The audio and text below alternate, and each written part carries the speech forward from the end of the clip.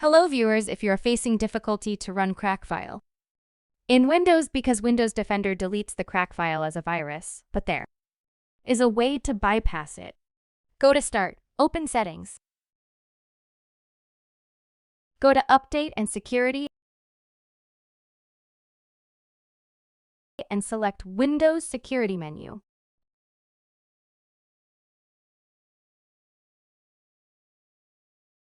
Open Virus and Threat Protection.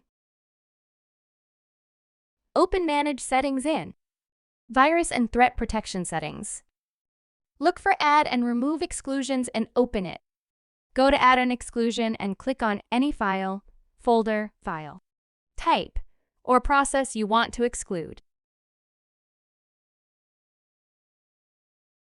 For example, you want to exclude entire folder, then select any folder from the folder, then it will be added to your exclusion, then click on it.